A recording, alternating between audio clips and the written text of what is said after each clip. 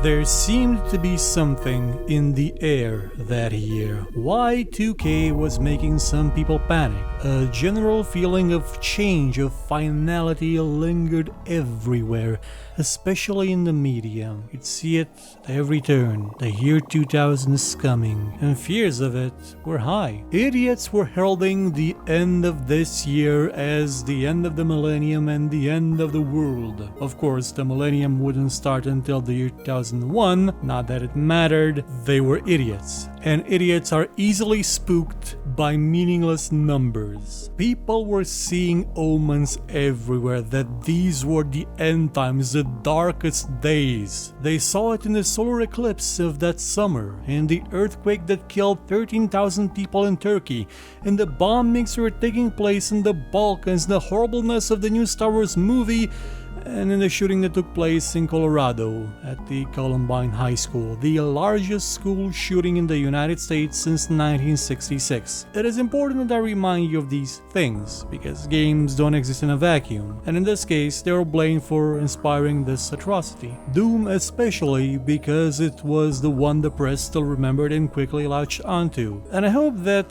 if you've seen the rest of the series, you understand that these omens of the underworld, they're kinda nothing compared to what was in the previous years. I even glossed over, not on purpose, over one of the greatest disasters to ever befell mankind, that being the Tangshan earthquake of 1976 where 200,000 people died, and yet in 1999 people saw anything, stubbing their toe on a coffee table, as a sign that God abandoned us, the Antichrist is rising, and the world is coming to an end. Though technically, we'll get into that in 2 weeks. 1999 signaled a change in how media was distributed. Initially by scaring the crap out of the music industry with Napster, a service made by some guy that let you download songs over the internet. It was easy, it was fast enough with what internet there was back then, and people liked it. People enjoyed the simplicity of it. It would cause a lot of strife, a lot of legal issues over the next few years, but it paved the way for the future, for the digital age that we will get to in a few weeks. The one prophesied by one of the best movies ever made, The Matrix, that came out that year, and by Habbo Hotel back when social networks didn't seem like a bad idea. They heralded an age where the internet would reign supreme. It's at the door, it's clawing at the windows, growling through the walls, but we weren't there yet. Where we were, however, was when Tony Hawk made the first 900 in history, and I got to see it live on Eurosport, and it was fantastic. No wonder he got his own game series. That began that year with Tony Hawk's Pro Skater for the PlayStation, and it was a hit. It made Neversoft a worthwhile investment for Activision that had slowly been building itself back since nearing bankruptcy just a few years ago. And since I mentioned the PlayStation, by this point in time it had outsold its competition on a massive scale. Every other console on the market was selling worse than the one before it. The N64 was doing worse than the SNES, which in itself did worse than the NES. The Saturn had been a disaster compared to the Mega Drive, and the Dreamcast wasn't doing much better. And on top of that, Sony had just announced the PlayStation 2, and it announced the console with a plethora of games already being displayed for it, with the likes of Gran Turismo 2000, the new Ninja Gaiden, and many more. It came with a DVD drive, something that people had yet to fully latch onto, and they could use it to see movies and even play PlayStation 1 games. Sony believed it would become the de facto entertainment system, maybe even pushing the PC out the door. This scared Microsoft to hell and back, making it start development out on its own video game console that would run Windows and without the power of DirectX.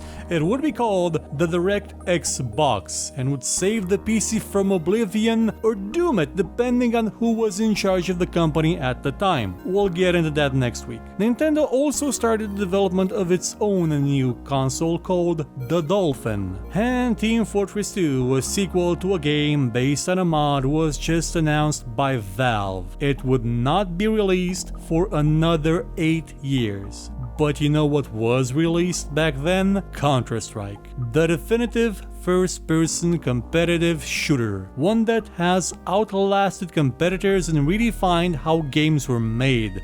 It was developed by 2 people and a bunch of enthusiastic contributors through the internet. It was created through the roots of the upcoming digital age. It was the sign at the door that read, "Behold, for I am the future." And it was popular like you will not believe as a mod and as eventually a full game. Why? Because it gave people something they didn't really have, a team-based multiplayer game based in authenticity and contemporary warfare with contemporary weapons, built in a way that made Delta Force seem a bit stifled, a bit limited, and with the main theme being the conflict between terrorists and anti-terrorist forces. It's understandable why it had that theme, what with all the terrorist attacks around the world back then, some starting to end just this year with Northern Ireland having the right to self-rule again. But we'll probably get more into the aspect of that thing in 2 weeks. Back to video games. There were a lot of them released this year and there will be many more released in the coming years. I'm trying to not make this just a list of video games, but there are a couple that I need to mention no matter what, so I'm gonna see if I can actually get through this while still not being simply a list. That being said, the ones that were released are among the best I've ever played and possibly the best ever made. Sid Meier's Alpha Centauri, designed by Brian Reynolds, is a turn-based game that takes a 4X strategy recipe and moves it to a point beyond civilization, continuing its story, if you will, after we left our world behind. It's a game that managed to weave a story of the future organically into the gameplay, into a strategy game. And it did so with scarily accurate predictions in how it described the troubles that would plague humanity in Earth's final century. It is one of the most quotable games ever made, all its dialogue being mostly quotes to begin with, ones that you can still read today and see that they're kind of valid for what's been happening over the last couple of years, even though most of what they're talking about did not exist when the game was made. And at the same time, it was an earnest attempt to teach people the perspectives of different ideologies. Without judging them, it just tried to make you see why others would think that they were a worthwhile idea. It was a landmark of story design for a strategy game that hasn't really been outdone or maybe even matched. I can tell you for sure that Firaxis never succeeded at getting back to this level. Soul Reaver continued the legacy of Cain with a beautiful Shakespearean tale of vampires and restless spirits fighting over the fate of a dead, doomed world. It gave you the chance to go beyond Blood Omen and see what became of the hero you were ages ago. See the consequences of that character's choices, and it set the stage for one of the best stories you'll find in a video game. 9099 was full of those, wasn't it? Just flat out great stories at every turn. And then you also had Tomb Raider: The Last Revelation, a game that made the bold choice of killing its main character, Lara Croft, because she was killing core design, many being unhappy that they had to make a Tomb Raider game every year. They were tired, they were sick of her. And mind you, Lara Croft was everywhere. She was marketed to hell and back. She would be selling cars, credit cards, everything. She even had her own line of roses, or I think lilies, or maybe it was tulips. And in the end, she would get the last laugh. Age of Empires 2 continued on the path set by its predecessor, becoming a great real-time strategy game, even though the scene was starting to mold itself more towards the style of StarCraft. We weren't there exactly yet, with a few other exceptions being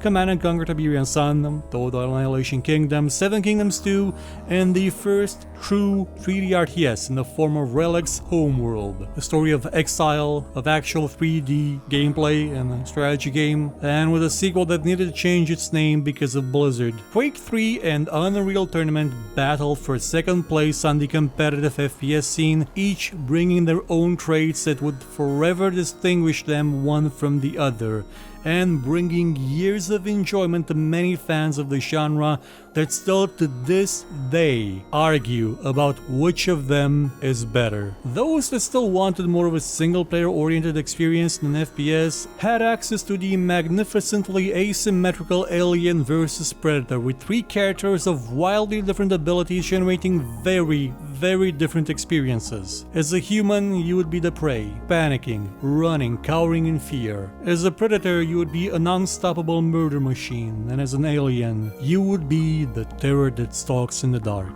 And if you thought you didn't have the hardware to run any of these 3D games on, then 9099 brought you the Pentium 3, the Athlon, and Nvidia brought forth what is considered to be the first true modern video card, the GeForce. That was also when Medal of Honor blended the FPS genre and Hollywood under the supervision of Steven Spielberg, fresh off the acclaimed movie Saving Private Ryan. It planted the seeds for what would soon be 2 of the biggest names in the industry, and established that people really liked playing World War II first-person shooters, at least for half a decade. But for those who wanted something more complex, the sequel to System Shock came out in 1999, not made by Looking Glass, but by a bunch of fans of the original that called themselves Irrational Games. System Shock 2 melded the ideas of the original game with a slicker method of play, no longer just being a simulation.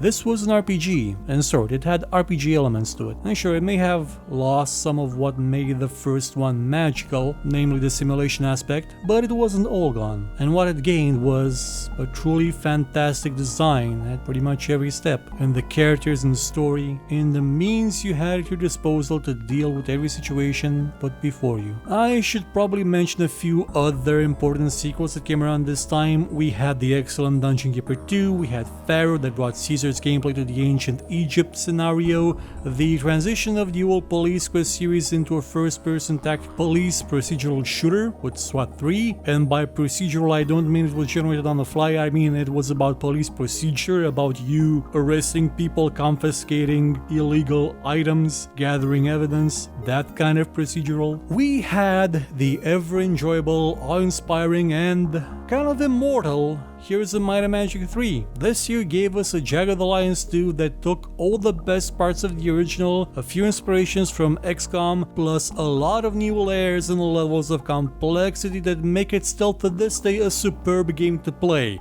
And we also had Ultima 9, the game that killed the series and Origin with it, though to be fair, Electronic Arts did have a hand in it. And we also had Final Fantasy VIII, a game that many enjoyed in spite of its issues.